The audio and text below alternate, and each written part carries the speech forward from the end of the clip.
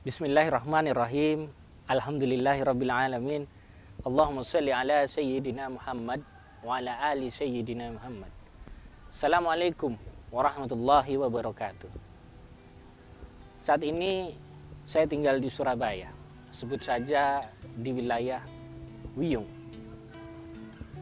Saya tinggal di Wiyung sejak tahun 2004 atau saat saya sekolah di tingkat SMA kelas 2. Sebelumnya saya tinggal di Simokerto. Surabaya Utara.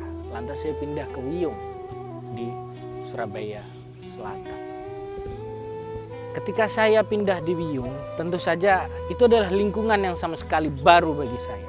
Saya tidak kenal dengan satu orang pun di Wiyung itu. Namun kemudian saya sering sekali ikut acara-acara yang berkenaan dengan religiusitas, sebut saja begitu. Misalnya yasinan, tahlilan, hataman. Yasinan dan tahlilan tentu saja setiap malam Jumat. Hataman. Dulu di masjid dekat rumah saya di Wiyung itu sebulan sekali ada hataman di masjid. Selain itu saya juga sering diajak untuk ikut hataman dari rumah ke rumah. Kadang-kadang ada orang mengundang kami untuk membaca Al-Quran di satu rumah ke rumah yang lain. Begitu terus menerus. Kegemaran saya untuk menghadiri acara-acara serupa, termasuk juga sholawatan ketika Maulid Nabi atau Isra Mi'raj dan lain sebagainya. Itu membuat saya punya banyak relasi, kenalan. Meskipun saya tergolong orang baru di sana, tapi saya relatif dikenal oleh bapak-bapak di sana, oleh lingkungan saya. Karena saya sering di masjid, orang-orang yang ke masjid jadi tahu, jadi kenal dengan saya bahwa saya tinggal di sini, di gang ini, dan seterusnya.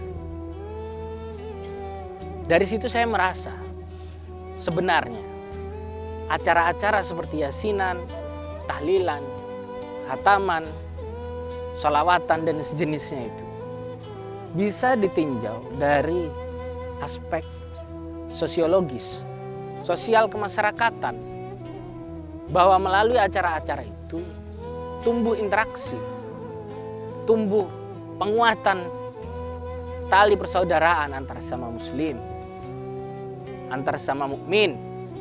Jadi dia tidak hanya persoalan yang sifatnya ibadah vertikal, namun lebih banyak ibadah yang sifatnya horizontal antar sesama umat, antar sesama manusia. Karena ada interaksi dalam acara-acara itu sebelum maupun sesudahnya. Oleh karena itu dia tidak bisa dipisahkan dari spirit kebersamaan, dari spirit kekeluargaan yang sudah melekat, sudah tercitra dari zaman dahulu, sudah menjadi kearifan lokal dari masyarakat Jawa Timur, dari masyarakat Indonesia secara umum. Oleh sebab itu saya kurang sepakat dengan kawan-kawan yang mengkritisi acara-acara atau ritual-ritual semacam ini. Tentu mereka punya pandangan lain dan itu tidak mau saya persoalkan juga. Silahkan kalau Anda tidak sepakat dengan yasinan, tahlilan, sholawatan, hataman, dan lain sebagainya. Tetapi jangan sampai ketidaksepakatan Anda itu berangkat dari semangat individualisme saudara-saudara tersebut. Jangan sampai dia itu males baca Al-Quran, dia males baca Yasin, tapi dia menyelubungi kemalasan-kemalasannya itu dengan alasan-alasan yang dibuat-buat. Jangan sampai demikian. Problemnya adalah, sebagai contoh, ketika orang mengkritisi saudara-saudaranya yang membaca Yasin 3 kali di malam nisfu Sya'ban, Yasin 3 kali itu berarti 83 dikali 3 ayat. Artinya ada 249 ayat yang dibaca waktu itu. Sementara dia sendiri tidak membaca 10 ayat pun di malam yang sama. Ya kalau mau kritisi, kalau mau mempersoalkan ya ente harus punya modal. Ya kalau ente sudah membaca banyak sekali ayat, sudah membaca banyak sekali surah, baru mengkritisi orang lain. Kalau dia sendiri bermalas-malasan dan hanya memakai dalil-dalil yang dia yakini untuk menjadi benteng kemalasannya dan menyerang orang lain, maka itu tentu bukan keputusan yang tepat.